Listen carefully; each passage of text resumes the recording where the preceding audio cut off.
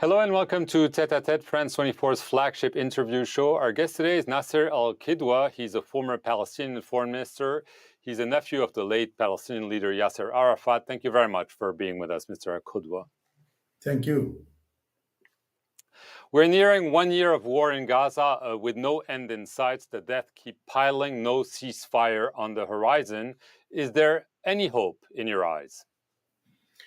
I have to say that the situation is catastrophic, and the fact that it has been almost 1 year, we are now beyond the 11 month, it tells you that there was many things that are fatally wrong, including the position of the international community and the fact that Mr. Netanyahu and his government are able to do whatever they want. They don't give a damn about anything, about international law, about the will of the international community, about Security Council resolutions, about international courts decisions, nothing. So that led us to the current situation. And obviously, I have to tell you very frankly, with all sadness, that as long as Mr. Netanyahu is there, I don't think that we will see some real progress on the ground. Israel says its goal is to eliminate Hamas methodically. Some observers, though, believe that the real goal is for Israel to get back into Gaza. What do you think are Netanyahu's real intentions? Listen, we did have 3 wars before that, and every time Israel went to war against Gaza and against the inhabitants of Gaza, not against Hamas. It destroyed a lot and it pushed the Palestinian inhabitants backward, but never really achieved anything with regard to Hamas. Now, if you add that to the political position of Mr. Netanyahu and the fact that he was the one who nourished the whole thing, who was the reasons behind this current situation, we can understand, I think, and we can agree that the real reason is not to destroy anything, but to destroy the Palestinian people there and maybe reoccupy Gaza, maybe resettle Gaza even. I think there was indication that the real goal was to uproot the Palestinian people one more time and send them maybe to Sinai or any other place. Now, because of the steadfastness of the population and because of also a very clear position by Egypt, this failed. But nevertheless, they keep going back to that. And I think we have to be very careful about the real political intentions of this Israeli government. Now, the way to deal with the situation is by adopting a comprehensive approach, by taking serious positions, by indicating to the Israeli public and the Israeli government that if they don't comply with the will of the international community, actions will be taken, including actions against settlement settlers and this right-wing government. Right.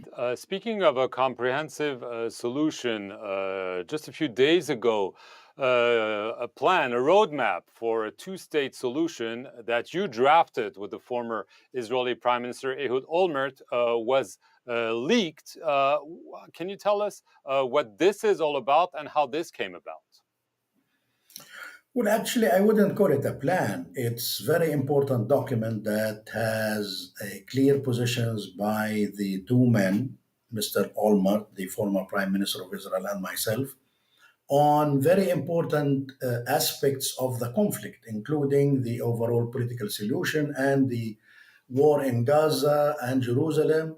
And at the end, we agreed also that we need to call on the officials on both sides that who are in governance to try their best and to reach agreement on the remaining important issues such as settlements, settlers, refugees, additional security measures, and so on and so forth. So it's kind of a scream that what is happening ought to end, that we need to change direction, as Olmert usually says, that we need to end the war, to end the bloodshed and suffering, and start maybe talking to each other and debating things and trying to find a political solution. Now, We, as I said, we took positions on very important issues, including the overall political solution, and that, as we put it forward, has to take the form of Israel and Palestine, two states living side by side and mutually recognize each other. That, of course, should be based on 1967 borders with some kind of land swap. We said 4.4% of the territory of the West Bank should be swapped between the two sides. And it is understood, of course, that the Israelis want basically to annex the parts close to Jerusalem because many Jewish neighborhoods are there. And for the Palestinian side, it's important to understand that we want to annex a corridor, safe corridor, that links between the West Bank and Gaza Strip. Of course, there are other important points, but again, this is a proposal. It is not a whole plan, but it is a very important proposal that could take us out of this situation if indeed it might enjoy the support of the public and the support of relevant governments in the region and beyond. Right. The problem is, you said, the support of the people. I mean, obviously, the Israelis, the Palestinian, not even mentioning Hamas, are totally against this in the midst of a brutal war. I mean, some people might see this as strange that you're discussing a two-state solution, land swap, partitioning Jerusalem, and so on, while the bloodshed is ongoing.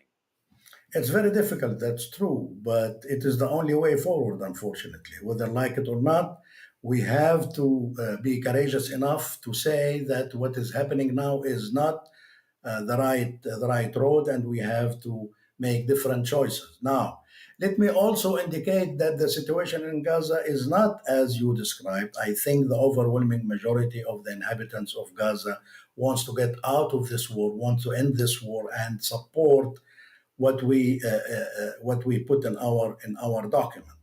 Now, why is that? Because honestly, they are at the receiving end of the whole thing that is happening. Now, the same thing could be said about Jenin camps, could be said about Tulkarem, any areas that is suffering from the wrath of the Israeli side and the unlimited use of power, military power that is disproportionate and that is in violation, total violation of international law. Right. Do you think that this was supposed to come out now? Because, again, I understand you're consulting with some governments in the region, maybe in Europe, maybe in the US, who knows? But the timing of this coming public was maybe not foreplanned. Do you think that maybe this was a leak, maybe to damage this proposal very I early? think I think you are right. The leak was meant to damage the prospect of the whole thing, and Who unfortunately, leaked it it? was leaked by some Palestinian officials. Nevertheless, at that time, efforts by the United States were still going on to reach an understanding about the vision of President Biden in relation to Gaza. That vision was incorporated, as we know, in Security Council resolutions 2735. But I think a week after, everybody started to see that these efforts are going nowhere.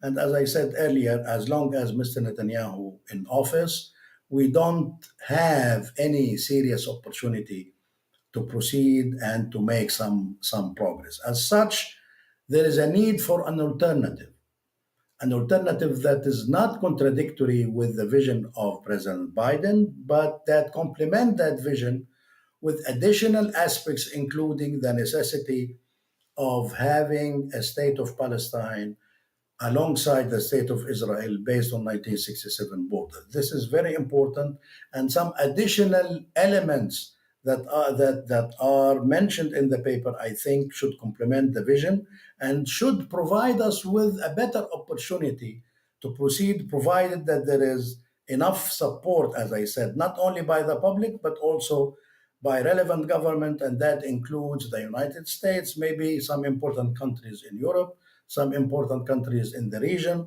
some important countries in the south, and so on and so forth. We need to build a coalition, or if you want, a group of countries, 25, 30 countries, friends of whoever the chair of this, that commit to a vision and commit to the implementation of that vision and push for the implementation. Because to be honest with each other, I think the United States alone cannot do it or doesn't want to do it. It's up to them.